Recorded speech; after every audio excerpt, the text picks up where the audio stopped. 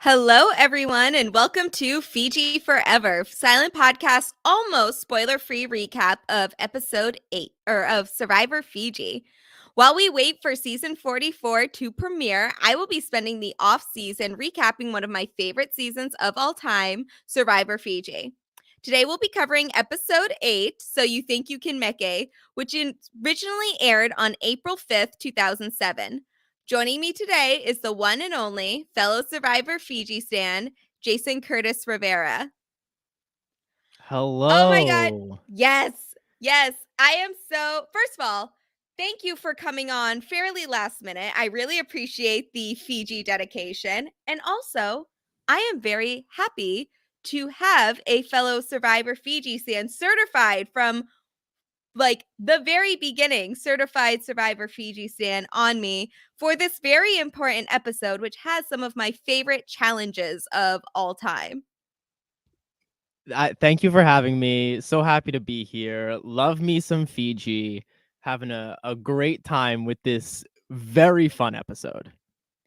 All right, I gotta ask because I know this season, we have talked in the past about how much we love Fiji and certain players in Fiji. So, without giving anything away about the outcome of it, what is your relationship to Survivor Fiji? Did you watch it in the real time? Was this one that came up on a binge watch or anything like that? What is the Survivor Fiji story for Jason? So the JCR Survivor Fiji story is, so I was born in the year of 1999. The Prince song is about me, and my mother was watching Borneo. So I've been watching Survivor just the whole time. I don't remember a non-Survivor time. So I definitely watched this. This was 2007, we said. So I was 8 years old. I was watching this in the real time. I remember the tent poles in those early seasons. Like I remember the big thing that happens in this season that we haven't gotten to yet. I remember the winner, but other than that, like nothing really stuck with me sort of long term. And then sort of as time progressed and I was like in like end of middle school, beginning of high school, I like found RHAP and I was like on the Survivor Reddit and on the Survivor Twitter and I would like rewatch like kind of random seasons here and there, but on everyone's list, Fiji is very low. And so Fiji, I was never like, gotta rewatch Fiji. And also, can I spoil like who comes back later on? Oh, we've already talked about Yao Man Yeah. coming back, so yeah. So like I felt like I knew Yao and like what happens in Micronesia. I wasn't like, I gotta get my like, re-up my Yao Man knowledge. So like as sort of time progressed, like Fiji was one of 3 seasons that I was just like, I've seen them, but like if a Michelle Yee question came up on Survivor Trivia, I'd be screwed. I like didn't have, it How was dare Vanuatu, you? Fiji. It was Vanuatu, Fiji, and Nicaragua. I just like didn't have them really well. Yeah. And I was gonna do a full series rewatch for 40, like in prep for Winners at War. But then like sort of time progressed, and I was like, I gotta prioritize the people who are actually gonna be on this season. So I didn't get to Fiji in that rewatch, and then this 2020 pandemic happened. There was this like, we're gonna rewatch all the seasons, and Fiji was the first one, and I was like, I gotta watch Fiji, Vanuatu, Nicaragua. Gotta like solidify my Survivor fandom, and Fiji was the first one to come up, and I was like, yeah, I'll watch Fiji, I guess. And Fiji, guys, Fiji slaps. Fiji Thank is so you. good. Like top to bottom, a really good time. We're gonna talk about it today, but like there's people that suck on Fiji, but they suck and like lose in epic and spectacular fashion. And it's like it's so like the bad guys lose, the good guys win, everyone is happy, and I love Fiji so much. I like was watching it in that 2020 like lead up to the RHAP podcast you were wonderful on. Thank And I you. was like, I was tweeting memes, I was like screenshotting, I was making gifs. I was so in for Survivor Fiji, and I've been hooked ever since. And I've watched it since then. I watched it the second time, once in the real time, once in 2020, once again just randomly because I was bored, and then I've been watching along with Fiji forever. So this is gonna be my 4th Yes. Fiji, and Oh, not enough. Not enough yes. Fiji. 4 is not enough. We should all 10 each. Everyone, go home, watch Survivor Fiji 10 times. I think this is also my fourth full rewatch of Fiji, I think, because I watched it in the real time. I watched it once as just like a normal rewatch, and then I watched it again for the RHAP countdown.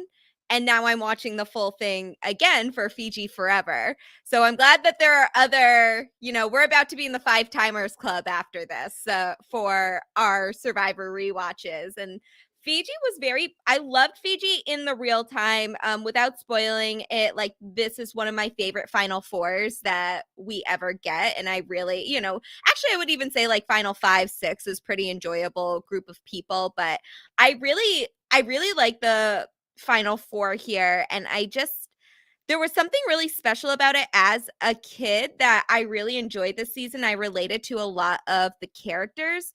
But then, like you said, when I'm looking at all of these other rankings of seasons, Fiji was always like fairly low for most people. And I like thinking about it because I was about 12 when this season came on. And I was like, did I remember things wrong? Like, is there a reason that I remember loving this season so much and a lot of other people really don't like it or think of it really lowly compared to some of the other seasons? So part of that was I went back and rewatched it just to see if Fiji held up at that point. And let me tell you, it absolutely did. I don't know what those people are talking about, because in my rewatch, I rewatched it again when I was like 22 or something like that, like a good 10 years difference in Survivor rewatches. And I would say my taste in Survivor players and seasons has evolved since then, but my love of Fiji is forever. And I don't know what people are talking about when they say the season is bad. They are wrong, and they just have to accept that at this point. Like, I don't know what to tell them. It's their loss, honestly. It is their More for loss. us. Yeah, exactly. And I think this episode is a really good example about what you're talking about with, yes, there are some people that I don't really like on this season, but they don't win, with the example of Lisi, and she got voted out in a pretty spectacular fashion to the victory of certain players that I am very big fans of, such as like Dreams and to an extent Meke as well, because Meke was more so on the side of like Team Dreams in this Dreams versus Lisi debate that was going on. And while Lisi may have had one up on Dreams in terms of the numbers at the very beginning of Moto, obviously we see that like in the Lisi versus Dreams rivalry of this season, Dreams comes out on top. Dreams is the one that surpasses Lisi in the season. I'm This is not a huge spoiler because it happens next episode, but the next episode is the merge. So Lisi misses the merge, and Dreams is going into the merge with the Four Horsemen Alliance and also the presumed alliances, his connections on the other side, namely Cassandra, which is one of the reasons that they were debating Dreams possibly going here. I'm so glad that he stayed. Like, that he really is such a highlight of this season and of this Ravu tribe. He's the one that I'm like really rooting for here. Yeah, I Dreams is wonderful. Dreams is the best. This we'll get to it, but this tribal Dreams is Oh my god. so good. It's so So funny. good. It's amazing. I love everything about it. It is so good. So Yeah. funny. So funny. From beginning to, I feel like once we get to after the challenge where we start getting Lisi contemplating whether or not she wants to actually be there, Dreams is on fire from that point onward, because he's just like, I don't have to hear anything else. I'm ready to vote now. Like, I'm not even going to be listening to tribal council. Like, he is just so elated at the idea that he does not have to deal with this woman anymore. And same, Dreams, same. So this is comedy right here. This is high art of a tribal council. Yeah, it's really good. It's a really good episode. I'm gonna have a hot take that like I think it's not quite as grand and like on the level of, but I think this episode is sort of a B tier version of the Drew Christie boots and the like Chris Noble boots for Lisi. Yes. Like from on high to just this epic descent of And like the Yes. show is in on it. The show is like making it's a good time. We'll get into it. It's so fun. Yeah. I love this. I and this is something that comes up in especially the old school seasons, because I think that quite often people think of like the best tribal councils or the best survivor boots as like ones that were blindsides, but sometimes you like can know that someone is going home or that their days are numbered, and it's just like so satisfying that it's like it didn't need to be a blindside. Like I didn't need to be shocked that this was Lisi's Yeah. boot episode. It was just the story of it all, even though I knew where it was going, is still so entertaining. Yeah, and she did it to herself too, which is so great. Yeah. It's like It's really it's very a Schadenfreude here. yeah, it's she made her bed and she's mad about it, but she's got to lie in it. Yeah. Oh, yeah. So before we get into this episode, and this is again a very fun episode, I cannot wait to discuss every part of it. But we just want to reiterate the rules of the podcast for the listeners. Jason, I know you are aware of the rules at this point, but as I said at the beginning, that this is an almost spoiler free podcast. And what I mean by that is that this is spoiler free, except for one important detail. And that is that there is an all black alliance that the edit never shows. And we will be highlighting this alliance throughout the season with the edit that we are given, plus some of the information that we have gotten from players' interviews, their quarantine questionnaires that happened at 2020 in the height of the pandemic. So there's some information out there that we don't get from the show itself, but we have little tidbits along the way. And I think even the edit itself shows that there are quite a few instances where the Black Alliance comes into play, especially now that we have 3 of members of that All Black Alliance left in Earl, Cassandra, and Dreams.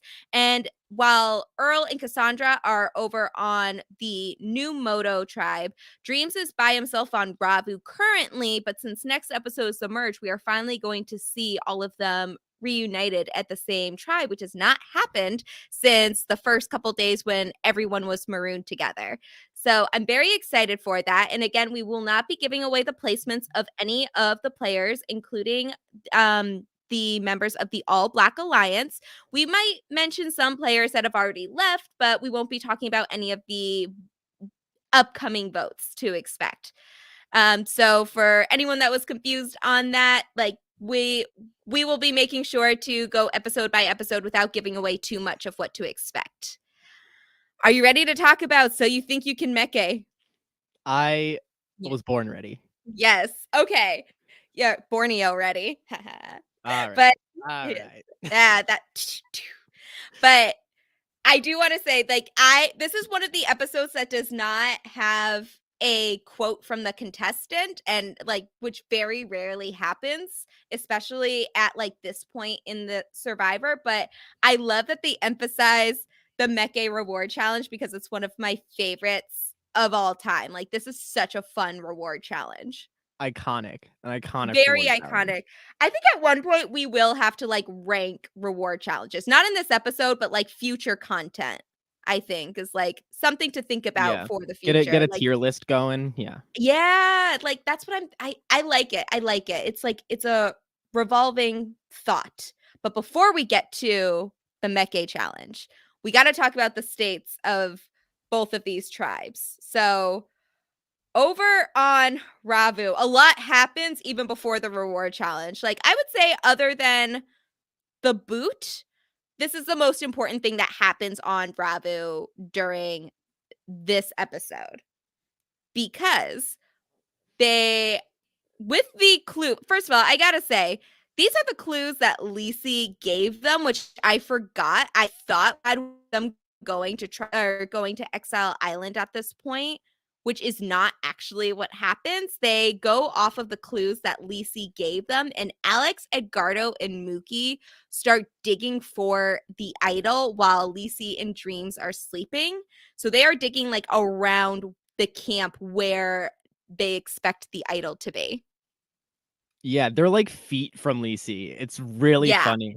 And I love the like and you talked about it in previous episodes, but the like how over the top obvious these clues were that like these dumb bros can figure out exactly where the idol is through Lisi like relaying the information. They don't even have to go. It's just like they can Yes. telephone their way into an idol because these clues are just like, this is exactly where the idol is. Yes. And this is kind of funny, even though obviously, It's like very funny. it's very, very funny. I wish they emphasized the irony of the fact that like they are doing this behind Lisi's back when Lisi is the one that gave them all of the clues. But it's not that surprising to me because this tribe is very self-interested. Like, yes, there are some alliances working out here, but like the players here are very interested in their own self-preservation above all. But I have to say that I am so glad out of those three that Meke is the one that found the idol here. Yeah. Yeah, I feel like Yeah. Mookie has had a rough go here because at this point he is the only person that never got to see the Moto camp. He has always been on the Have Not tribe. He is in a very difficult position where he is accepted into this new alliance with Alex, Edgardo, and Dreams as well. And he seems to have an interest in working with Dreams, but because he's not original Moto like the rest of them are, he is worried that that tribal line will come into play at some point and that he could be a convenient boot moving forward. And so I'm really happy for Mookie that he got this moment of reassurance with this idol and got himself a little more power in the game and really solidify him as a member of really this trio, but also like the group of four as well. Yeah, I really love Mookie. I love this scene so much. They when they find the idol, I don't know if you caught this, but they do like a very comical like 50s cartoon like shh shh. They like all like Oh put their yeah. little finger over their mouth and like don't make any noise. Let's all run Yeah. away. It's so funny and like that Dreams and Lisi are both just lying there sleeping. It's very funny. Um yeah, it's a good time. Love Mookie. And this is gonna be my like this is just a little me thing. I love Edgardo. I know Alex is like douchey, and I know that I think Edgardo gets like douche like blowback from Alex, but I love Edgardo. I think Edgardo's fine from the edit that we get. It's odd because we know one of the first facts we're introduced to in this episode is that it's Alex and Edgardo that are in the most powerful position right now because on one side they have Lisi, who they know is going to be loyal to only them because that's literally like all she has right now. And on the other side they have this working alliance, this fairly new alliance with Mookie and Dreams. So really, like they are the safest people. They know that they are in a very strong position within this group and they can kind of go whatever direction they want as the game progresses. But we get a lot of this in Alex's perspective, which I feel like is almost unnecessary at this point in the game because like Edgardo like what we got from Edgardo's content is really just kind of parroting what we already know from Alex. But every time we get his confessionals, I actually really like them. Like it's nice to hear from him and his perspective on everything. And I think he has like a gentler way of explaining things where I feel like Alex is really searching for like the right way to word some very douchey Yeah. concepts. Yeah. Yeah, I think Edgardo is to Alex in the same way that like Cassandra is to Dreams, where I think they're sort of parallel in the game and they're working together, but the editors love Dreams's perspective. And Yeah. so they're not really they're if they're gonna have this confessional of what they're thinking, they're gonna give it to Dreams. And I think the same thing with Edgardo and Alex is like they're working parallel, and so we're gonna give it to Alex because they like Alex's confessionals more than they like Edgardo's. Yeah. Yeah, I think that's a good point here, but I think that because those two are so strong that Mookie really needed to be the one to find this idol so that he's not disposable anymore. Like he's not as disposable as he thinks he is because like he even says this in his confessional after he finds the idol is that, like, yes, we all found it together, but the idol is really in his pocket. And I think even though they're not saying this to each other, like Alex and Edgardo are aware that, like, yes, Yeah. it'd be great to use this for the alliance, but this is Mookie's idol. Mookie is going to use it as Mookie sees fit. And if there comes an opportunity where Mookie is in danger, he's going to play it, even if it is at the expense of the alliance. So Mookie is finally getting a little bit of power here, and I feel like he really needed to. Now, okay, actually, you say what you were going to say first because I have a question for you afterwards. Well, I was gonna also point out the fact that they make a point to say that they're not telling Lisi. And there's Yes. a really funny Edgardo confessional where he's like, Okay. Yes, I love this. I'm not telling, we're not telling Lisi because she's not a smart person in the game. Like Yes. there's like a follow up, like I mean, like in the context of Survivor, she's not smart, is what I mean. You could tell that he was like thinking this, and then like as soon as it came out, he knew he had to follow up Yeah, with something. He's like, okay, this yeah, sounds really bad when I say it, when I just say it like that. yeah. He's like, I meant that she's dumb, but now I feel bad. Yeah, yeah. And I think that because it's those three that know, this really solidifies those three as a tighter trio now because it's like a secret that between that group of three. But I did want to ask you, so now we know that Lisi's gone and they are going into the merge as a group of four. And they also said that they didn't want Dreams to know because if Dreams knows, then Cassandra's going to know. I wanted to ask what your, so it seems like to me from the confessionals that we are getting that Mookie is fairly hesitant about not telling Dreams, especially because he wants to build this trust with him specifically. Like he wants to work with Dreams, like, and be closer to Dreams than the other members of his alliance. But like he seems kind of hesitant on not telling Dreams about them finding the idol, really Mookie finding the idol. I want to ask like what your opinion is on this because I feel like I am torn. I want because I understand their concerns because I do think that there is a high possibility that Dreams would tell Cassandra about this information. But on the other hand, part of me thinks that, like, okay, Alex and Agardo don't want Dreams to find out the idol, fine. But since it's Mookie's idol, maybe Mookie should pull Dreams aside and say, hey, dude, like, look what I found. Like, Alex and Agardo thinks it's for the four of us, but really it's for me and you if one of us is in a jam. Like, I think that maybe there was an opportunity for Mookie to step outside of that group of three and bring this opportunity to Dreams as like a way to build trust with him so that they can also be kind of this powerful duo that Alex and Edgardo are currently. I'm equally torn. I was thinking about this a lot today, and I think for me the question becomes like, what is the long game? Like, what is their plan moving forward? Because I think their plan is, and based on them keeping Dreams and voting out Lisi, to me it makes sense that their plan would be, okay, we have Dreams, and then with Dreams comes Cassandra. So in my mind, they're banking on all, like, if we keep Dreams, Cassandra will come with Dreams. And so for me, I think that, and it's hard because they don't know about this all black alliance that is gonna be more important with Dreams than the Dude Bro alliance.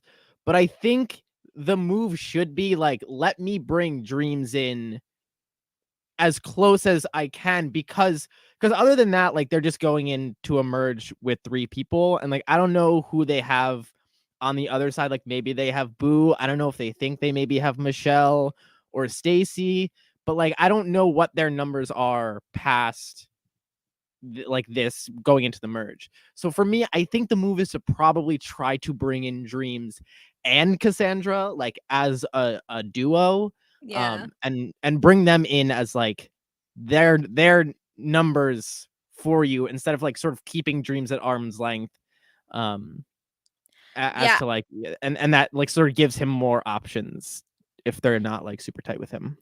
Yeah, this is something also that comes up in my mind as we're watching this and knowing that the merge is the next episode is that Mookie ideally could have a lot of options on him because he was on the original Ravu, and Earl, Michelle, and Yowman are on that side with him. And I know he would not be in the core of that group like how Earl, Michelle, and Yowman are all very close, but like I feel like that is still an option for him. I don't see how he like burned any bridges with that group of 3 over there, but I think the conclusion that I'm coming to is that maybe the best thing for Mookie would have been to tell Dreams on his own and treat it as like a secret between the two of them, because like Alex and Edgardo don't want Dreams to know.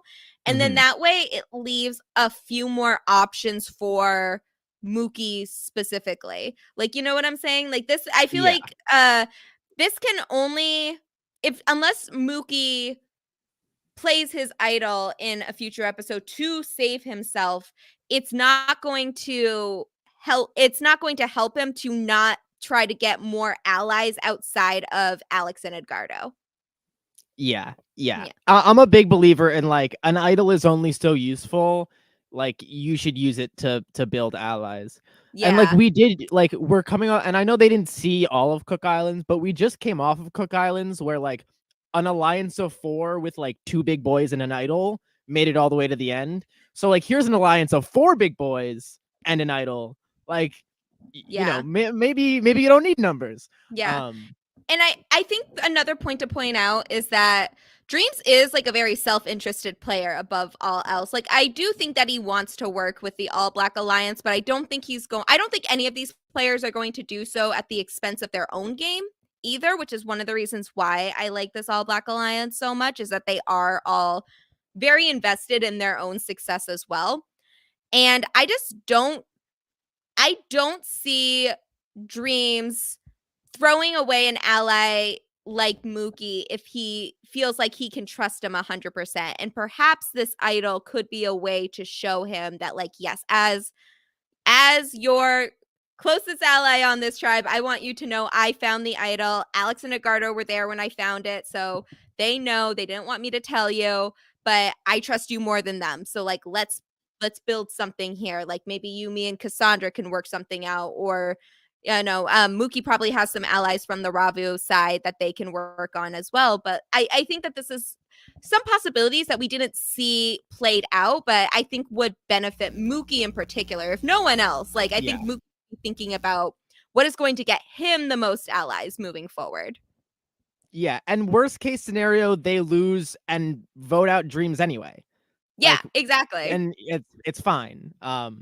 So yeah, This I think their thinking is probably right. He probably is gonna go tell Cassandra, and depending on where like their allegiances lie, it could be stickier for them. But I think probably the best move is to just like bring in people, like have people feel close to you.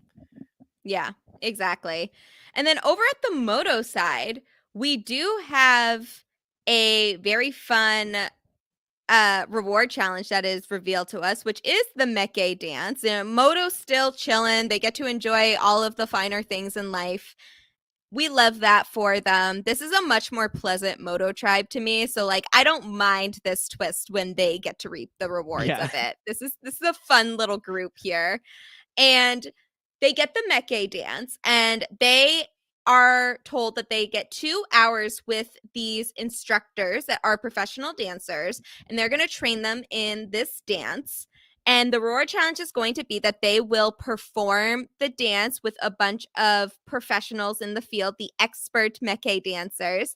And whichever tribe dances the best are going to be the winners, and they will get in. I think it's just like a big party is pretty much what they win, right? They get It's like the classic like Survivor party with the locals like reward. I love when they do overnight rewards, and I love when they do like your reward is a big party with the people that just judged you, and like they get to really connect with the culture. And Earl actually brings this up after they win, is that like they feel so lucky to be here, but also just like you're in Fiji, but you haven't really gotten the chance to connect with Fijian culture because you are playing a game for $1 million, like that. like Fiji's more of the background in this point. So I think that Moto, who ends up winning the reward challenge, really appreciated the fact that they have this opportunity not just to connect with people that live here, but also that they are able to bond more as a team. And that can be very powerful, especially at the reward challenge right before the merge happens. And Moto is safe. So, like, this group of 6 has not had to vote anyone out yet, which is incredibly important in this stage of the game. Like, you are now getting to like build trust with people, build bonds, and you haven't even had to test it yet because you guys have not had to vote someone out yet. Yeah, yeah. Yeah, no, it's a big reward and it's a fun reward, but like game wise, and I kind of waver back and forth on like get rid of rewards. Why are we bothering with these? Like, but I do think like there's a lot of game uh importance in this reward challenge for sure.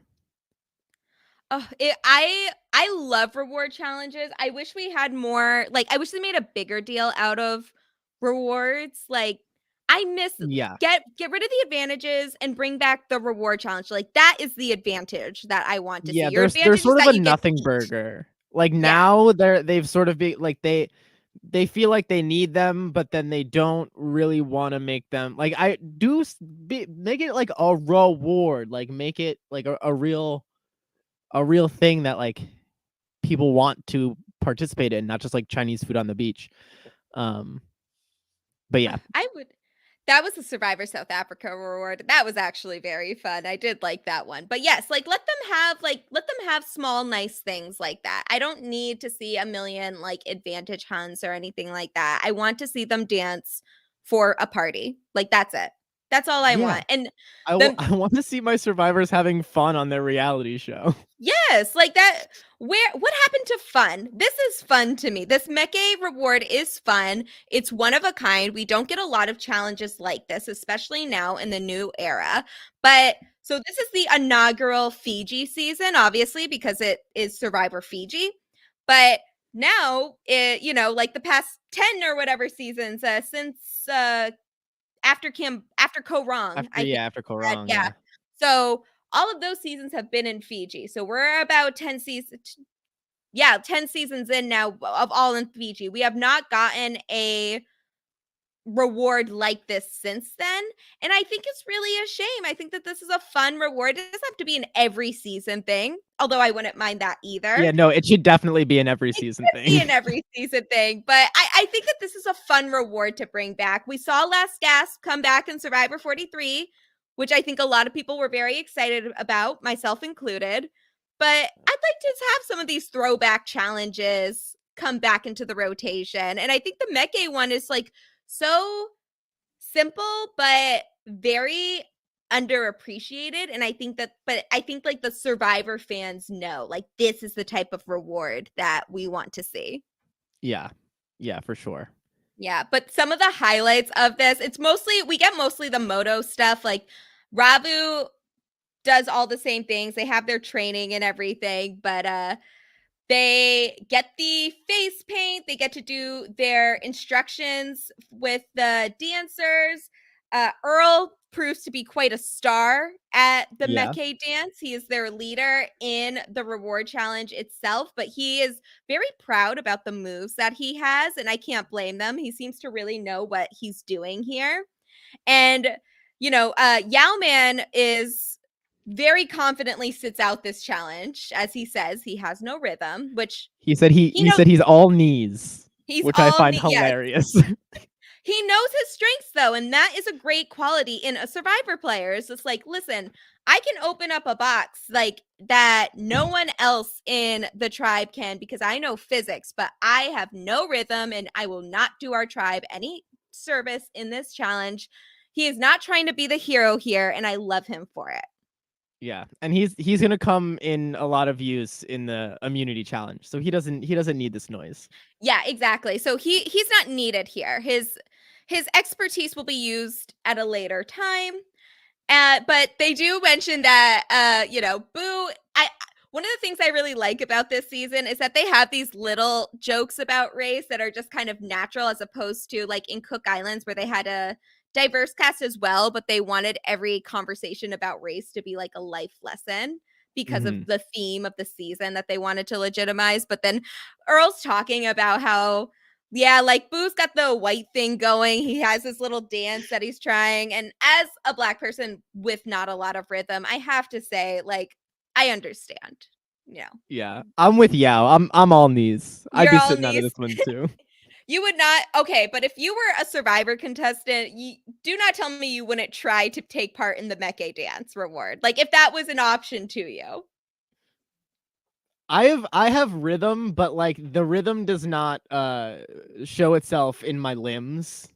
Yeah. It's not like a body rhythm thing. But I do no, but okay, what but I'm I would not be Earl. I would not be Earl. No, you wouldn't be the leader, but like if you were a Survivor contestant and in Fiji and they're like, this is the Meke dance, the Survivor Fiji stan in you would not be sitting out of this challenge. You'd be like, no, You're I have probably to right. participate. Yes. Same with me. Yeah. Like, would I be the leader? Absolutely not. But also, like, I must participate in this. Yeah. No, it if they randomly brought back the Meke after all a decade and a half and I Yeah, happen to be on that season, I'd be like, yeah, put me in the Meke, guys. Come absolutely. on. Put me in, coach. I'm ready. My time has come. Will I be good? That's a No, but I different season. must. Coach is South Pacific and it's fine. Oh, that's true. That's true. I would not want Coach to be my lead in the Meke dance. I feel like that would take the fun out of that. No, I'm he not a is a big musician though. He probably has some like He probably has some rhythm, but it's just too much. Like I feel like Earl is such a natural leader at this that yeah. it just is like there any other option here for the I leader? wanted Dreams to be better at it. Like he was good, So but I feel like he's a cheerleading like instructor. I feel like he should have like rallied the see, troops a little better. I don't so it's hard. And one of the things that the only thing that we really get from Ravu during the practice era is Lisi talking about how she thinks the challenges are pointless. Which, like, girl, you're on the wrong show. Even I know that the challenges have a purpose here. But like she's She talking sucks about so how much. the what? She sucks so much. I know, but I'm She's just really like, the worst. why? Was just like, first of all, do you know what show you're on? Because like the challenges are to determine who gets the nice things and also who gets to be safe from tribal council. Like that is their purpose. And even though I'm not always entertained by said challenges, they are important. Yeah. And they're an opportunity for you to save yourself. And for her to just kind of like she's kind of just like shitting on the game as a whole. And Yeah. to have that while also we have players like Dreams who is talking about how all right, if I die like during the race, like resuscitate me at the finish line. Like he is all in at this point and I could see some awkward moments during the Ravu dance, but I saw it from like Alex and Edgardo, and I think Dreams is probably remembered most for the flip that he does Yeah, he at does the the end, funny which is flip. like, yep, he's a cheerleading coach. But I don't like, I think that they together were just not a united front on this. Yeah. Yeah. And to the Lisi thing, like she's complaining about the challenges being dumb now, but then when they lose the immunity challenge, she's gonna be like, "Oh my god, this team, it's a bunch of Yes. losers. They suck so much." And it's like, Lisa, you can't have both. You Yeah. can't have these games are dumb, they don't matter. And also, when we play the games and you lose, you're upset by it. And Get also, out of weren't here. you like you wasn't making these complaints when her tribe was winning everything because you started on the tribe that got handed a silver spoon in their mouth. She's the worst. Ugh, yeah, so it's a lot. There's a lot to process here.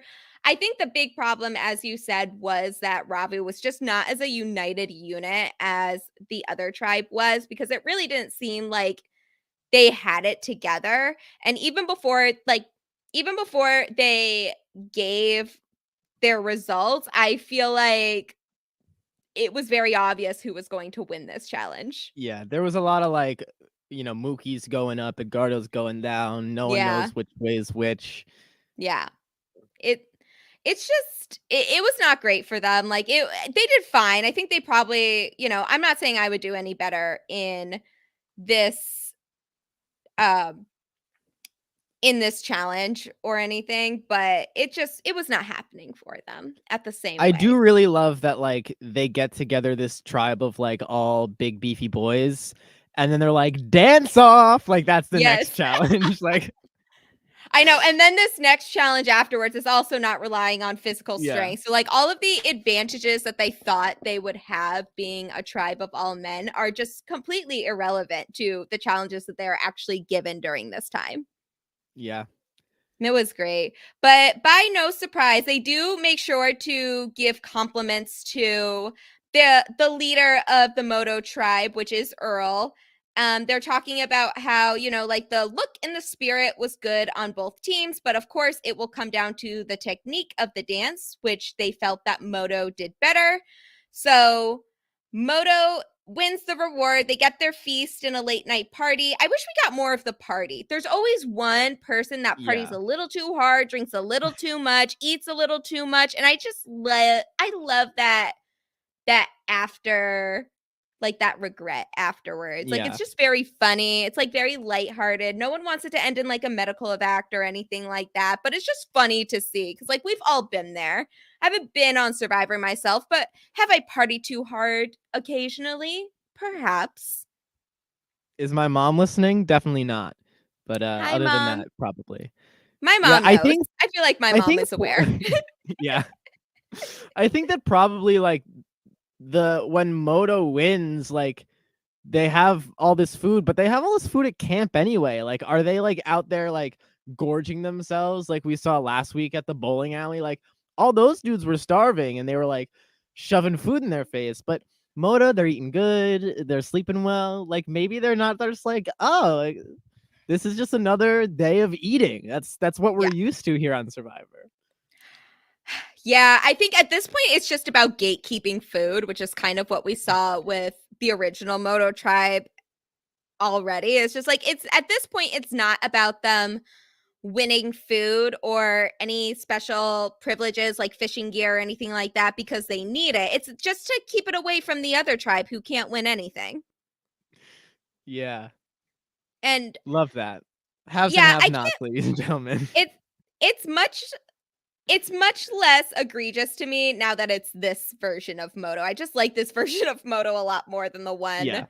we Yeah. got. And just there's a part of me that just really loves to know that Cassandra was able to spend her pre-merge era in the Moto camp completely because I love her so much. And just like it's what she deserves. Yeah, she was just living it up.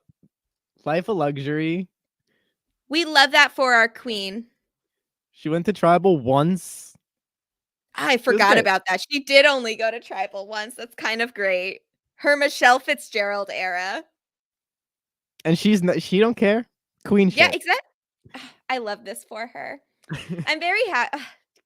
Cassandra Franklin, you will always be famous. Like, let's just be real. And I love this for her. It's a very fun experience. There's one other piece about Moto that I want to highlight. And I think that's kind of like all we get from Moto this episode, besides like the challenge itself. But we get to learn a little bit more about the working alliance between Earl and Michelle, which we know that they are close. We know that they are good friends on this tribe. They've been on both tribes together and they voted together all but I think like one time, I think, which is where Michelle voted with Rita. And so they are a very tight duo, but now we get to see like how well they are actually working together. They have what Earl calls their morning meetings, and he's talking about how Michelle is his spy. They start talking about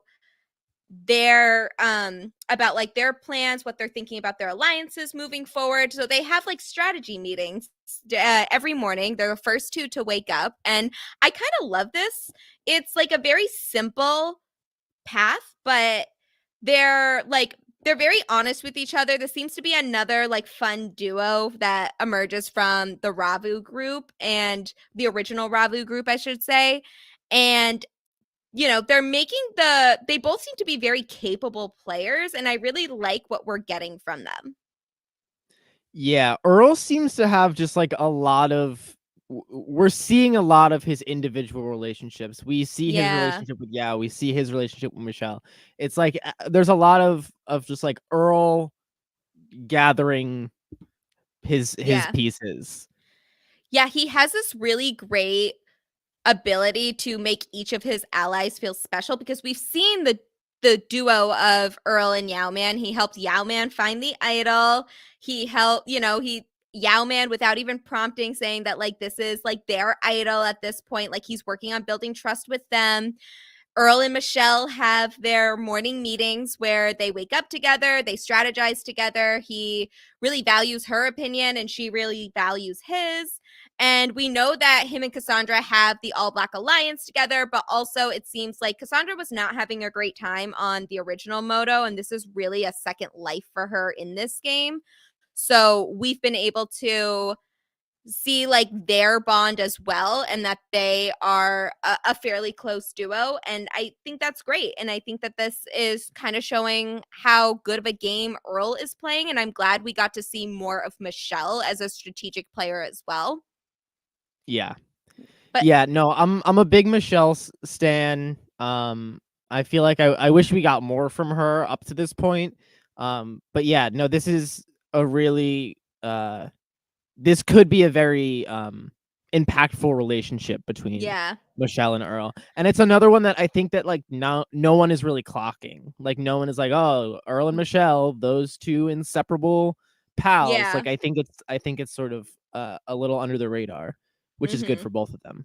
Yeah, I think it's really good. And what we get in the strategic portion of this episode with Michelle, I think is really good because even though obviously we are talking specifically about her strategic relationship with Earl, she's also thinking about the game and like what will benefit her specifically. And that's in her reasoning for wanting to get rid of Stacy next if Moto loses the immunity challenge, because she highlights that they don't really trust Stacy. They expect her to go back to the Alex side of the alliances when they hit merge. So they kind of want to get rid of her as soon as they can.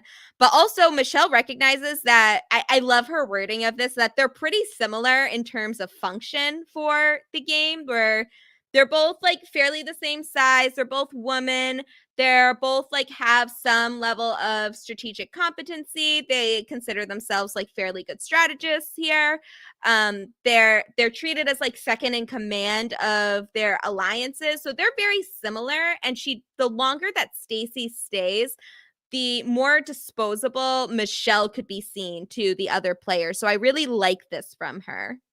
Yeah. Yeah, I clocked that comment too as like a really and I you don't really hear that in Survivor a ton of like no, it's usually like, I'm the best and I'm running everything and blah blah blah.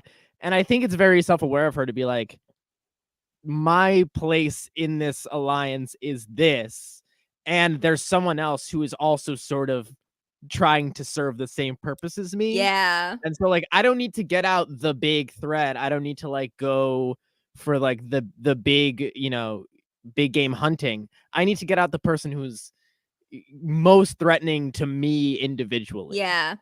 And I think that's such an underrated strategy from in Survivor in general, but from Michelle, it's just like it's a very underrated take on how to maneuver through the game, because yes, ideally you're going to want to take out the people that could beat you in the end, but to get to the end you have to make it to the end, and it'll be much harder for Michelle to make it to the end if she has someone that serves the same strategic purpose as her. So I really like this way of thinking from Michelle, and why and her logic behind why she wants to get rid of Stacy next, as opposed to someone like Boo, who is not necessarily on their side because he did start on the original Moto tribe as well. There could be a possibility of him going back over to that side when the merge hits, but Boo is like, he's a challenge threat. He's very tall. He's recognized for his physical strength, his challenge prowess. He's not serving the same purpose to the new Moto tribe that Michelle and Stacy are serving. Yeah, I think the very like level 1 take in this like scenario for her is like, well, we get out Boo because Boo will win all the challenges. And Yeah. it's like, maybe, but also like Earl could win some challenges. And also you have an entire other tribe of like Mookie, Dreams, Edgardo, and Alex who can win a bunch of challenges. So like, yeah, you can spend all your time worrying about that. Or you can be like, all right, I'm not going to win any of the challenges. Or like the challenges that Boo is going to win are not the challenges that I'm going to win. So I don't have to worry about Boo. Boo Yeah. means nothing to me. And so Yeah. like I really like her thinking in that Yeah. moment. It's like the threat to me is not necessarily the threat to we. Like the obvious threat is not necessarily the person that I need to be worried about, especially when I feel like everyone is going to recognize that Boo is a potential challenge threat at this point. And considering he's like a fairly neutral position here, it's like, is there really a reason for Michelle to worry about Boo at this point in the game? If they're both going towards the end and there's a possibility of him having a challenge run, then yeah, maybe Boo is someone that she needs to worry about. But at this point in the game, with Michelle's path to the win, no, it's not. This is not who Michelle needs to worry about. And I think this speaks to the head for the game that she has. And it's very impressive of her to have this foresight. Yeah, for sure. Yeah, bring back Michelle. Bring back Michelle Key. Love her. All right, and then the only other dilemma, one thing I do like about this episode a lot is that we get a little bit about like what the possibilities are before the challenges start, which hasn't really been the case in all of the episodes that we have seen up to this point. But Ravu is debating between like really Lisi and Dreams. We already have heard all of the concerns about Lisi in the last episode when they got rid of Rocky over Lisi, but they are a little worried that Dreams could possibly flip over to the side with Cassandra when they get to the merge instead of Dreams pulling Cassandra over to their side. And maybe they should have thought about that before they treated Dreams and Cassandra like shit. But I mean, that is neither here nor there. And they are worried about this. And Alex is really determined at this point that he wants to secure the numbers here. Like he wants this immunity challenge is very important for them to win because this is going to be much better for them in the long run, and this is kind of a very essential win for them, especially as they've been losing quite a lot recently. Yeah, I mean, we sort of talked through the like Lisi versus Dreams of it all, but really, ideally, you have both of them. You have both those options going into the merge, and like have a Lisi who's gonna be loyal, and have a Dreams who maybe can bring in Cassandra. Like that's their best bet. Yeah. Um, but you have to be good at the game thingies that Lisi hates. You have to be good at those to do that, and Yes. they're not They're very good not. at them. They aren't. But I will say that I think that now that we know what happens in the season, we know whether keeping Dreams was a good or bad decision for them, or what the actual answer may be, which is like probably somewhere in the middle. But also, I think that this is a choice that you don't know whether or not it's a good or bad choice unless you see how it turns out. Like I don't think there was a way for them to figure out like, yes, we definitely need to keep Lisi in the game over Dreams because I can see Dreams betraying us in the long run. Like that is not like we don't know what would have happened if they kept Lisi. Like Lisi might have just quit the next day, or like the next time they had a rainstorm, Lisi might have quit the next day, and then it was like, oh Yeah. well, we could have kept Dreams. Maybe that would have worked out better for us because Dreams is a number as well. Like there are things that they could have done differently, and like whether or not they kept Dreams over Lisi is like a good decision for them is another discussion we may have another day. But in terms of like whether or not this was the right decision or whether they should have kept Lisi, I feel like it's kind of impossible to know because we don't know what would have happened if they had kept Lisi because of how much she wavered through the game. And I do want to say that like as a whole, I do kind of feel like letting Lisi go at this point was probably the correct choice. Yeah. Yeah, I think the right move, if you want to know the real right move for Alex and Edgardo, it's to like be nice to Dreams and Cassandra before they Yes. swapped. It's to like get in good with them. So it's not will Dreams bring Cassandra in. It's Dreams and Cassandra will work with us. And then maybe they bring Earl in. Like that, like, and maybe Earl brings Yao. Like that is their correct move, is Yeah. to like to not be awful, is would be ideal. Um Yeah. Actually, yeah, this is a good point. The best move for them would have been to like actually make Dreams and Cassandra feel like they belonged, even if they didn't yeah. intend on keeping them if they had gone to tribal council during that portion of the game. But like that is the real correct thing that they could have done. Or even tell Dreams about the fact that Mookie found an idol. Like that could have also Yeah. won them some points. And they did not do that as well. So I think like the real things they could have done differently are not necessarily what happened at this point in the game. Yeah, yeah. I think like there and I think I'm trying to protect Edgardo because I love Edgardo, but like I kind of feel like a lot of it was Lisi. Like I think Lisi sucking so much and them being attached to Lisi was is a big part of the reason why they think Dreams and Cassandra might not come to them. It's because like, Yeah. yeah, she was the worst to them for like 3 weeks or whatever, and you were like her best pal. Um, but I mean, they were probably also not great to them. Yeah. We just didn't see a It's ton of it.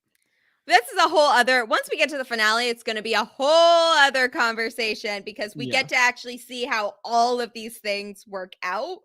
But that is the conversation for another day fairly soon, but I'm excited to get there. I just wanted to point out that like usually we ask at these points if like whether with these big dilemmas right before a crucial part of the game, it's hard to determine whether or not yeah, the decision made was the correct or incorrect one, or what would have happened if they had gone the alternative route and gotten rid of Dreams over Lisi as well. I would have been pissed, and this probably wouldn't be my favorite season at this point. But, in terms of like their games, it'd be interesting to see how they end up in that direction. But I'm happy they went with this choice, which was to keep the person that actually yeah, wanted to be there. yeah, And we get to the immunity challenge. I love these target challenges. I don't know how to explain them, but the ones where you get to practice with the different utilities afterward beforehand, and then you get to like hit a target. They've done it with slingshots before. They do blow darts here. They do um they've done a bunch of different things. They did in the previous episode, they did the yeah. lacrosse The fire. fireballs. Yeah. Yeah, So those have all been very fun. I really enjoy those. And I like these in this episode as well. And I actually like how they structured it just for like the drama of it all. So in this challenge, they are going to be hitting targets with different weapons, and it's divided up into 3 rounds. Round 1 is blow darts, and the winner of this round gets 1 point. Round 2 is they throw spears, and that is 2 points. And then round 3 is the bow and arrow, and that will be 3 points at the end. So this is a way to ensure that even if one tribe hits round 1 and round 2, that they still get to round 3. And I kind of like that here because otherwise we would not have seen how the bow and arrow portion had worked. yeah. We do never get to see Earl Oh, participate in this challenge at all, which Earl is really fun.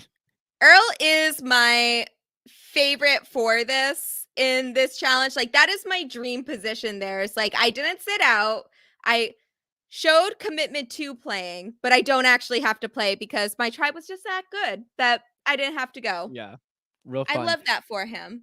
Did they give them the spears at in camp? Because I feel like we only saw the bow and arrow, and they were all terrible at the spears. Yeah, I don't think they actually got a spear now that I'm thinking about it. I don't even did they get a blow dart? I know I they don't got think arrows. they definitely got the bow and arrow. I think the bow and arrow was like part of the tree mail. Yeah, you're But right.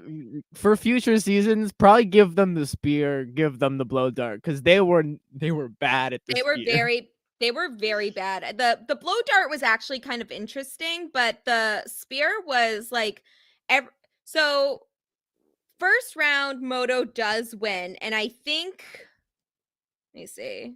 1, 2. About half of them, a little more than half of them. No, actually, wait a minute. Yeah, I think Only only Michelle misses, right? only Yeah. Michelle misses. So all of them, and it's a lot of back and forth as well. So pretty much, yeah, everyone hits except Michelle, and everyone beats like their previous person when they go. So it was like the blow darts one was pretty interesting. That might have been the one that you wanna save to the Yeah. end because that was definitely the most intriguing round. And then the opposite happens in round 2 with the spear because everyone misses except for Dreams, who barely gets it on, but it counts. He's like right at the white of the target, which is at the very end. But it hits and he's very good at it. And then the only person that actually gets like a solid hit on the target is Yao-Man because he does like running very far back before he throws the spear. And he's also very particular about the spear and the arrows that he picks as well. So it probably would have been good for them to practice with the spear ahead of time. Yeah, this is great Yao Man content. Like Yeah. the him like going through all the arrows and he's like trying to figure out the right one. And Jeff Probst is like, what could you possibly be looking for? And yeah, I was like, I want the straightest arrow. Yes. I don't want no weird bendy arrow. I want it to So, sail straight. And it works. yeah.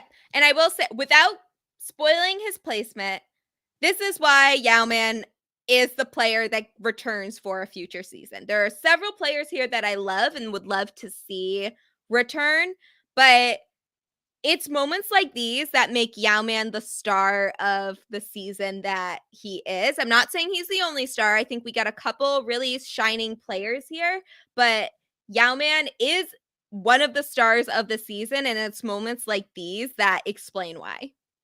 Yeah, like we haven't gotten a ton of his like strategy, We really haven't but gotten all any strategy from him other than, yeah. like, the things he's been doing to make himself feel I feel like he is a strategically aware person, but most of the strategic content that we have gotten from his tribe have been from other players. Yeah. Yeah, like we get the like that he is worried about being like voted out for being weak and stuff, but like we don't get like and we have a little bit with the like him and Earl and the finding of the idol, but like the moments that we remember from Yao are these like him with his tongue out and he's like kissing his muscle and he like throws the spear Mhm. so good and he's just fun. He's just fun to have around. Yeah, he's a really fun player. I really enjoyed him, and, like, this is one of the reasons why we get here and why Yao Man made such a big impression on the season. Then we get to round 3, which is the most important round. Moto wins both rounds, because of the likes of Yao Man. I think Boo is actually Boo is the victor in the blow dart challenge. And where was it? Okay, yeah. Then round 3 is if there's a tie, it's going to be sudden death, but we don't have to get there because Moto is the one that ends up winning. We get a couple most people miss here, but Yeah. we get Michelle who barely makes it, and then Dreams follows her and he beats her in the target, and then Boo and Alex both miss. We get to Yao Man, who beats Dreams after what you said before, looking for the straightest possible arrow before he shoots. And then Edgardo, who does a little humble brag before this challenge about how Yeah. he's good with a bow and an arrow, misses the target completely. Just completely, yeah. And So he good. So ends funny. yeah, yeah. And he is so he does not do it, and then that is the rest of the Moto players. So the Moto tribe wins immunity, and Ravu is going once again to tribal council, where they are faced with their dilemma of do we get rid of Lisi, who is loyal, but I think Edgardo described her at one point as unstable, and or Dreams, who may flip over to the other side. Yeah, congrats, Moto. Has Moto lost an immunity challenge? Nope, not yet.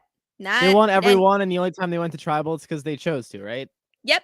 They have won Love every that. single one. Yep. Love I that love for that them. for them. I love it more for this version, as I said before, Yeah. but yes. So, yeah, so now Moto is safe. We don't see anything else from Moto for the rest of this episode, but Rabu is making a very important decision here, as we talked before. And Lisi's annoyed about the fact that she's stuck on a tribe with losers, as if they weren't just on a tribe that was winning everything. And Lisi has not been known for her challenge performance either. That's the other thing I have an issue with here, is that it's not like Lisi has been carrying the dead weight of her famished tribe. Yeah, like I don't want to. First of all, I never want to say the following sentence, but like I was kind of sympathetic to Rocky, like when he was losing, like he was sort of like I feel I like that type of person where they're like doing the best. Not that he was always doing the best, but like they're the person to like complain. I like give them a little bit more of a pass. But like Yeah. Lisi, you were literally 10 minutes ago complaining about having to play challenges at all. Yeah. You're not good at these. And like of all the people on this team, you don't get to talk about being bad at challenges, like Yeah. with peace It's and love. like Rocky was a dick, but like it was funny when he was a dick to certain people, so I Yeah. allowed it. And then especially like his last episode, it was so funny. But like but he has also been like not eaten anything for however many days he was on the island, because he was also on the Have Not tribe the entire time he was there. And Lisi has, we saw how Lisi behaved when she was getting everything that a tribe could possibly want and more on the Moto tribe, on the Habs tribe. But now that they're losing everything, she's treating it like it's her tribe mate's fault that they are all losing. And also that, like, for some reason, they, like, this is like a tribe one, like they are just not winners, like they don't have the winning spirit, and Lisi is just kind of done on being on a tribe with all of them. Yeah, and like not for nothing, basically the whole tribe is former Moto. Like Yeah. all the people who you were winning with before are like basically on this tribe now. Like it's really Yeah. it's just Mookie Yeah. now that Anthony's gone. So like what do you mean they're losers? Yeah. You won all those challenges with them. You Yeah. just Lisi's the worst. Yeah, exactly. Exactly. And to add to possibly the one thing that I appreciate about her here is that she tells Alex she's ready to go. She's not trying anymore. She's done everything she's wanted to. She's been on the Haves tribe. She's been on the Have Not tribe. She's been to exile. This is a good point for her to leave. And while Alex is kind of pissed off about it because she's a number that they definitely could have used, I am thankful for this because I cannot take another episode of her. Yeah. Yeah. Yeah. Yep. You're right, Lisi. You've done it Yeah. all. All right. Yep. And Good for and you. the best part of this episode is that once they hear about, like, Alex relays this information to everybody, to all the guys that are on the tribe. And it's clearly not the decision that they necessarily wanted to make. But Dreams does not care because about any of their feelings about being sad. He is so delighted at the prospect of not having to be on a tribe with Lisi anymore. He has been wanting to get rid of her forever. He's talking about how he's not even going to listen at tribal council. He's going to just start collecting votes at this point. Like, this is the best day of Dreams' damn life in this game, and I love it for him. Yeah, Dreams like from this moment on is gold for the rest of the Yeah. episode.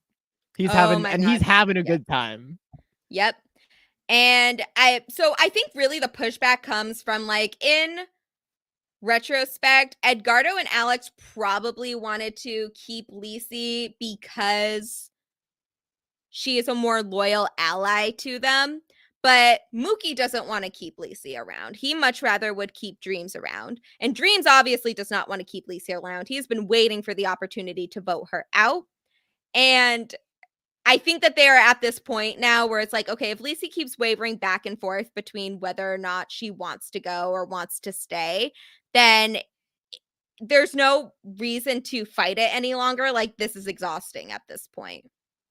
Yeah, you can't make someone want it, and I think, like, worst case scenario here is, like, they vote out Dreams, and then, like, in 2 days, Lacey quits, and now they're down, like, even more numbers. Yeah. I think once the point comes where she's like, "Ah, I wanna quit. Ah, I don't wanna quit. Ah, maybe I wanna quit." I think they're just like, "Let's wash our hands of this. It's gonna be a lot easier to just walk away because she's even if she's loyal, she's not predictable." Yeah. And I think Exactly. with Dreams, like maybe he's not going to be loyal, but he's going to like maybe he won't vote for you, but he will be at the next vote for sure. Like he's going to be there. Yeah. Um so Yeah. yeah. Exactly. And I think Dreams is enough of an unpredictable player where it could possibly work in their favor. Like, if they are going into the merge 4 strong, even if he kind of wavers a little bit, I think is still a piece of him that'll be like, well, maybe I do want to work with the 4 horsemen, maybe not. So it's a whole thing. Like, there's a possibility of it not working in their favor, but there's also an equal possibility that it not working even more or even less in their favor if Lacey decides to quit at some point during the challenge. Yeah, I think like they're sort of uh like bromatized. Yeah, bromatized. They're Like bromatized. I think they like have their like, well, we're the big strong guys. Who wouldn't want to work with us? Why would you want to work with, someone like Cassandra or Yao when you could work with me, Edgardo, and me, Mookie, and me, Alex? We're big and strong. So I think that like there's a level of that of like, well, why wouldn't you want to work with us? We're gonna win all the challenges. We're gonna get to the end. We're gonna win. Yeah. Um, so yeah, Yeah. I think that's part of their thinking as well. Yeah. But so I gotta say, I don't care too much about tribal councils usually. Like, they are, like, obviously the vote out is important, but the talks they do before tribal council, it's not a ton going on because people tend to give fairly neutral answers to their questions so that they don't give away what the actual plan is. And that's just standard Survivor. That's not anybody's fault. But this episode, oh my god, Dreams, God bless you. This is like Christmas to me Yeah. at this point. Dreams is so ready for Lacey to go at this point.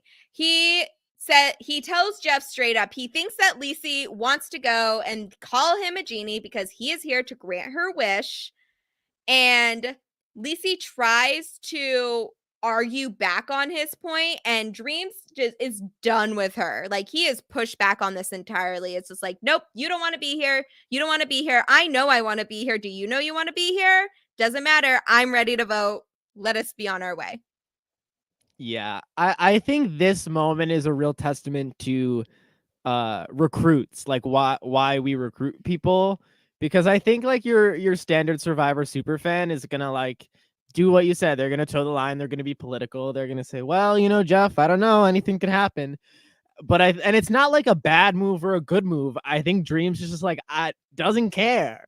And he should be Yeah. like, no, Lacey Yeah. doesn't want to be here.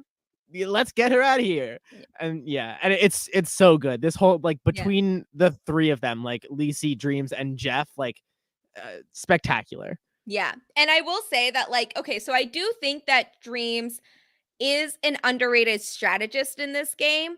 But also, I think at the end of the day, he is someone that holds a lot of um he holds the challenges and challenge performance in high regard as well. And he is someone that does not quit. Like, throughout this whole season, he has been very adamant about not giving up. He refuses to quit. He talks about during this very tribal council, if I die, resurrect me at the finish line. Like, he wants to be here. He refuses to quit. And I think that he is one of the people that really looks down on quitters in the game as well. And some of the interviews he has done postseason has also indicated that, like, he is someone that does not quit, and especially not during this season. So I think there is also a bit of frustration at like on top of treating him like garbage. Lacey also doesn't really want to be there as much as he wants to be here. And while she can't give a straight answer about whether or not she wants to be here, Dreams goes through like the line of all the other players left in the game of like, Mookie, do you want to be here? Yes. Alex, you want to be here? Yes. Edgardo, you want to be here? Yes. And then we goes to Lacey. She's talking about how, oh, like I'm the bad guy because I'm giving an honest answer. And he's like, Jeff, I'm ready to vote. Like he is done. Yeah. He is done at this point. We are all done at this point. But God bless Dreams for this moment. This tribal council is so funny to me. Yeah, the moment of him going down the line is like really Mm-hmm. good. And like It's very funny. it's like funny for us, but also I think it really nails the point home cuz Yeah. everyone else is like, "Yes, absolutely." And he goes her and she's like, "Well, but like she doesn't have a good answer." Yeah. I don't think that this tribal was at all like I think it was decided before they got there, but if it wasn't, like I really think that was a nail in the coffin for her Yeah. because there's nothing else he had to say. Like Yeah. she dug her own grave. Yep. Yep. And then at the end of the day, like no matter as what she had to say, which none of us really care about, Lacey is voted out 4-1. Praise the Lord. And her final words are just as bitter as everything else that Can we I have. hit one more thing in the tribal council Sure. before we get Yes. to the final words? I would be Absolutely. remiss to not bring up the soliloquy moment Oh my where God. Dreams Yes. tries to say Okay. soliloquy, and it's just like, and I'm so impressed with Jeff because Dream says two words that aren't even close to soliloquy, and Jeff's like, "You mean soliloquy, right?" Yep. Um, really good, really good. It's like the context is like he doesn't want to hear her soliloquy. It should be a yes or no answer. Really funny moment. 10 out of 10. Great on Jeff. Yep. Great on Dreams. That's it. The Jeff Dreams banter is gold this season. It's so good. I kind of wish Yeah. that Moto lost a couple more times in the season just so we could get more of this banter, but it's great for the amount that we get here. And then Lacey's final words are pretty on brand for the character that we have seen throughout the show, which are, you can sit there and say whatever you want, but I know who I am. It's not a matter of will. When the ship is sinking, you get off the ship.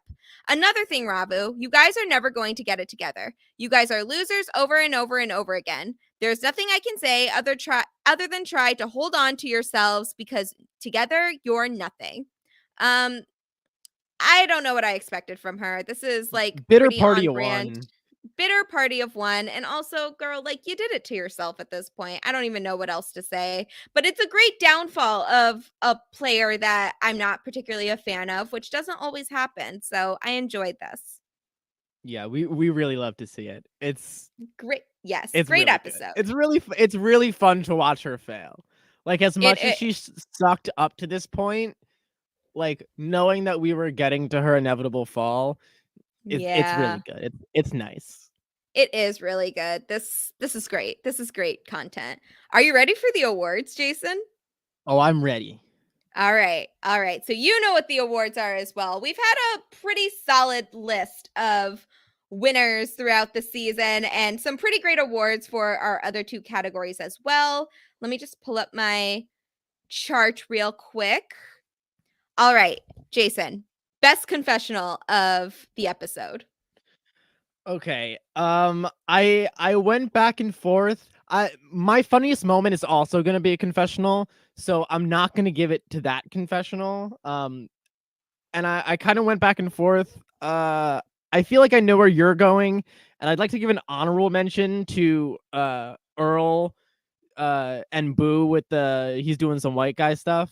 Honorable mention to Earl, but my choice is gonna be Edgardo saying Okay. Lacey is Oh yeah. is a dumb person in Oh the yeah. game.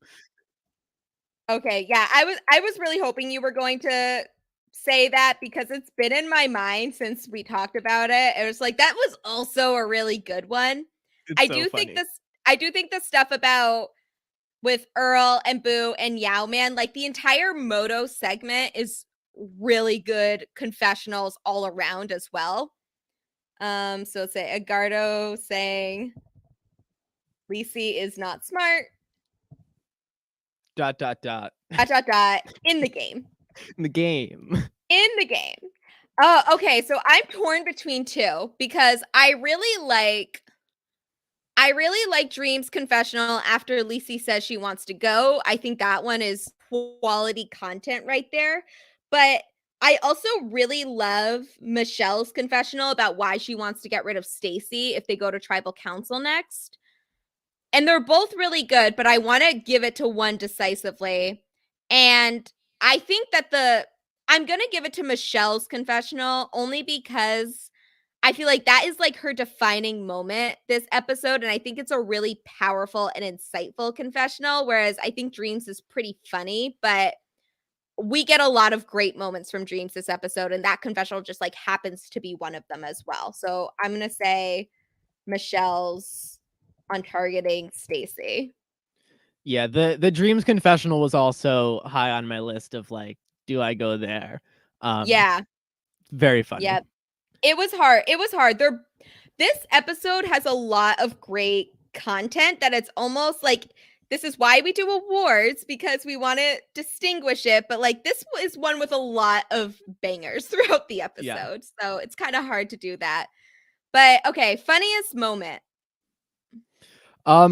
We didn't talk about it when we went through the episode. And I meant to, but I'm glad I get to talk about it here because it's literally one of my favorite moments in Survivor history is the confessional. It's a Lisi confessional, but it's after they dig up the idol and then Oh my God. they like have that whole thing where yeah. they're talking to Mookie, they pull out the idol, and then Mookie like goes back and he's like kind of like sort of shifting the dirt around to make it look like they didn't dig.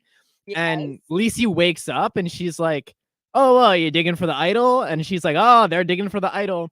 And her confessional is like literally like you're gonna have to wake up real early to get one past a cat like old Lisi or something like that. And it's like they literally did that. They literally woke up early and got one past that was you. really good. And then they have a confessional of her saying that exact thing. It's so funny. Yep. One of the best, like, ironic isn't the right word. Maybe ironic is the right word, but like, so she's so dense. She's so not self-aware. So good. Also followed immediately by Mookie helping her dig for an idol that he has already found. Hilarious. Mookie, you legend. That was so great. Yeah. This also, there are so many good moments in this episode. It is so hard to pick one for funniest moment, but I already talked about it. That had a lot of great moments as well. I'm going to say the Moto's dancing segment. Just so funny, like from Earl to Boo to Yao Man. It's just like the entire Moto tribe was killing it this episode in like the most lighthearted way. I meant to bring this up when we were talking about the dancing because they did like the face paint and the like grass skirts, but Dreams like paints on his abs. I don't know if you caught that. And I think that's just such a Dreams thing to do. He like highlights his abs with the paint. I love that. I wish okay, I'm gonna have to rewatch it now. I loved when I loved Boo's. It had like the handprints all over, like on his face and stuff like that. I thought that was cool. I love when they let them be creative. Yes, I like the creative elements to it. And it seemed like I like when they give them paint. Like it looks like they had fun with it. Yeah. All right. The all important question of the episode. Who wins episode 8? I will give you our list of winners from the past 7 episodes that we have had. So, first episode was the Moto Tribe. Episode 2 was Mookie. Episode 3 was Michelle. Episode 4 was Lisi. Episode 5 was Earl. Episode 6 was Cassandra. And last episode was Yao Man. Okay. I'm torn between 2 people. I'm also torn between 2 people. And I honestly, I bet they're different people for the 2 of us. Okay, who are your 2 people? I'm torn between Mookie. He finds the idol. He like Dreams doesn't go home, which is what he wants. I feel like it's a pretty good Mookie episode. and then like Dreams, who like could have gone home but didn't, and he gets out Lisi, and he just has a great like content episode. But I think I'm gonna go Mookie for, I just think this is his best, like he's in a better spot at the end, a much better spot at the end of this episode than he was at the beginning of this episode. Okay, to be honest, those were the two I was thinking of as well. And Simpatico. it's simpatico, yes. So I do think Mookie had a really good episode here. And it's not without reason. Like, he found the idol. We talked extensively about how he really solidified his place in that trio, really a group of four, but within like the trio within the group of four. And I think he made a couple right calls here. And even when, he's been worried about what would happen if they went to tribal council again, and was worried that he could be voted out for being the next Ravu member and like the only Ravu member left. And he was worried about that. And that did not happen this episode. Like, he wasn't even a contender to go home at this point. So, and I like that for him. However, I want to give it to Dreams because he won the Lisi versus Dreams battle. Lisi's out. He's out of the game. He's going into the merge with allies on both sides right now. And I think he's going to have more choices than what Alex and Edgardo are thinking he will moving forward. And also, I think Mookie made the wrong choice here in not telling Dreams about the idol. I think that, agree. yeah, I think that like I think Mookie had a really good episode. I don't want to take that away. I think he's had a couple really good episodes through the course of the season, even being the only person that has not been on the Have tribe. Like, Mookie has been to every tribal council except the one that Moto went on to keep their camp at this point. And they don't have and I think that Mookie has been like a really good player to go through that. Like, he has persevered through a lot, but I think that like at the end of the day, Dreams had better content this episode. I think he did, like, despite his grievances against Lisi, he came out on top, like, with all odds stacked against him. And I think he has a really good position moving forward, whether he decides to stay with the group of four guys or he wants to flip over with Cassandra and continue building some relationships over on that side. It's just, I think Dreams really killed it this episode for entertainment reasons and strategic reasons. No qualms. Yeah. No, Dreams had a great episode. I All right. also honorable mention real quick to Earl. I think Earl had a really good episode. I don't Yeah. think like he moved at all in terms of like his position in the game, but I think they just like highlighted his, his relationship Yeah. with Michelle. I thought like, and where he was in the Meke, obviously iconic behavior. So I think Earl had a really good episode. He was sort of my third.